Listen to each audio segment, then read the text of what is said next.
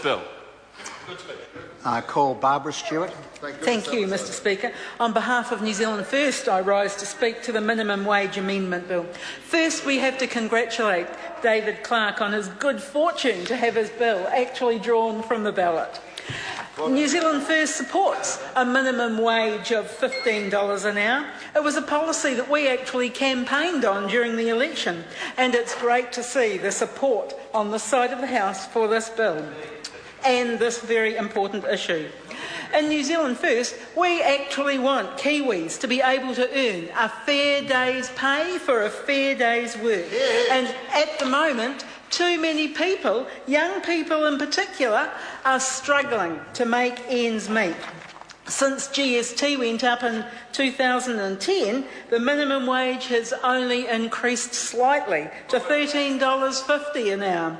We have got 300,000 workers earning the minimum wage, and we see it in lots of businesses right around the country. I know of service stations where the workers are paid only the minimum wage when they are the sole person that's actually on site.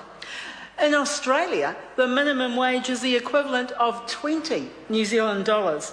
And I know that this government has stated on many occasions that they are committed to closing the gaps. And this is one way that they can close the gap with our neighbours. We can really make a start on this issue.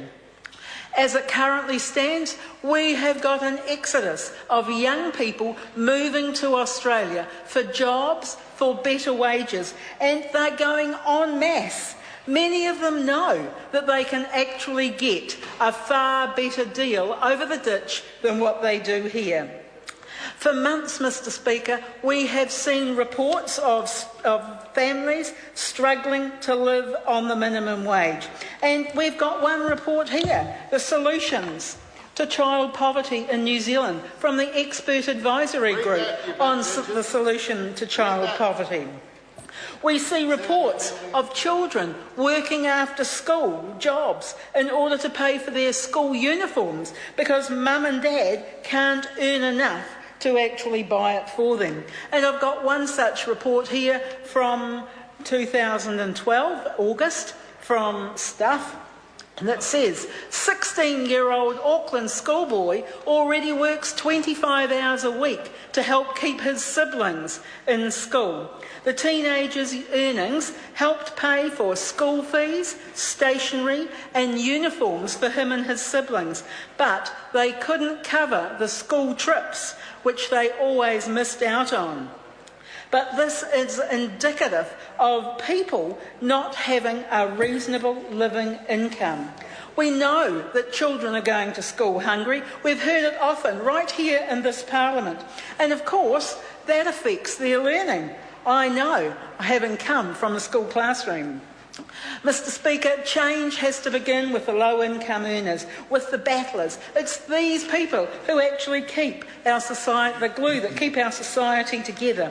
And we can see why people are packing their bags and heading over the ditch. The high wages are a magnet that New Zealand just can't compete with, and yet we should.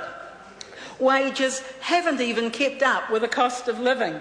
Everything that we can think of, petrol, rates, rent, electricity, milk, even prescription charges have gone up far faster than wages.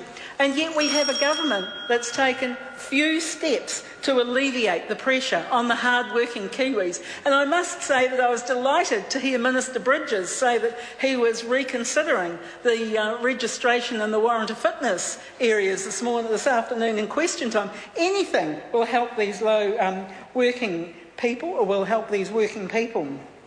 What we've got here, Mr Speaker, we're left to some of the free market ideologues in this Parliament, and quite frankly, with them, there would be no minimum wage. We know that inequality is growing and it continues to grow. But we in New Zealand First understand the dignity in working for an honest day's work, and we recognise too that an honest day's work requires an honest day's pay. It's time for the House to act. We need to vote this bill to Select Committee so that businesses and the people of New Zealand can actually have their say. Okay. A point of order, Brendan Horan. Sir, I seek leave to table a photocopy of an article by the Bay Report dated 20th of December 2007. Sir, the Bay Report is a... That's a newspaper, isn't it? It's readily... Well, it's actually a newspaper in Whangarei, sir, one of the most beautiful... Order. It's a newspaper, and it's readily available to any member. Now, I'm calling... point of order, Barbara Stewart. Sorry. I seek leave of the House to table a submission document from Anglican Care, Canterbury Westland Social Justice Division from February 2011, which states that increasing the minimum wage to $15 per hour... Leave is sought for that purpose. Is there any objection? There is objection? There is objection. Look, can I just remind the member? The House decides whether a document's tabled or not, and when that announcement has been made and someone votes do object to it, that's the end of the matter, and we can't comment about that result. Now, does a member have another point of order? Point of order, Brendan? Yes, point of order. And thank you, sir. I'm so sorry about that. It's just I'm so passionate about the people of New Zealand getting fair pay.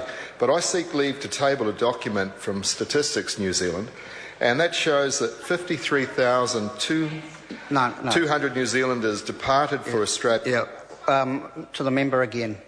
Look, this is information that's readily available to all members, and members can access that sort of information. So we don't table documents that are readily available. When you want to table a document, it has to be something that can't be accessed. It's not in the public domain, and that's what tabling of documents is about. Now, I'm going to call Scott Simpson. Mr. Speaker, the Minimum Wage Amendment Bill in the name of David Clark is